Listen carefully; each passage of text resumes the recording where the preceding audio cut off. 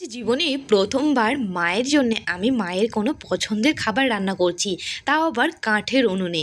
তো মায়ের পছন্দের খাবারটা কাঠের উনুনে হাত পুড়িয়ে মায়ের জন্য রান্না করলাম। কিন্তু মা খাওয়ার পরে এটা আমায় কী কথা শোনালো, তো মা কী কথা শুনিয়েছে আমায় সেটা আমি তোমাদেরকে বলছি। তার আগে ভাতটা নামিয়ে নিই, না হলে ভাতটা কিন্তু একদমই গলে যাবে।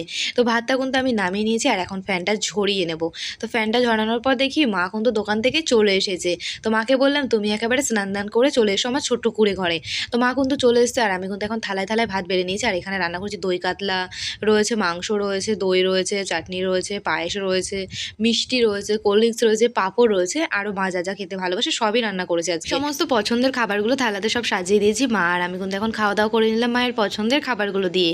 তো মা কি বলেছে সেটা আমি বলছি, তার আগে দেখো এখানে কতগুলো বাসন রয়েছে, তো সেগুলো আগে মেজে নিই। তো বাসনগুলো মাজতে বসে পড়েছি। দেখো বন্ধুরা, হাঁড়িটায় কি পরিমাণে কালি পড়েছে, যেহেতু কাঠের উনুনে রান্না করেছি। হাঁড়িটায় মানে কিছু একটা দিতে হতো, তাহলে কালিটা মনে হয় একটু তাড়াতাড়ি উঠে যায় না। আমি জানি না, অনেক দিন পরে রান্না করছি, অনেক দিন বলাটা ভুল হবে, প্রথমবারই রান্না করছি। বন্ধুরা তোমরা যদি জেনে থাকো একটু প্লিজ আমাকে বলো না, যে হাঁড়িটায় মানে কি দিলে মানে তাড়াতাড়ি কালিটা উঠবে। আমাকে কিন্তু এখন থেকে কাঠে রান্না করতে হবে। তো বাসনগুলো মাজা কমপ্লিট হয়ে গেছে, বাসনগুলো নিয়ে চলে এসেছি এখন ঘরে। তো চলো বাসনগুলো রাখতে রাখতে গোছাতে গোছাতে আজকে তোমাদের সুন্দর একটা ছোট্ট কমেন্ট বলি। দি আমার নামটা নিও, অর্পণ প্লিজ নেবে?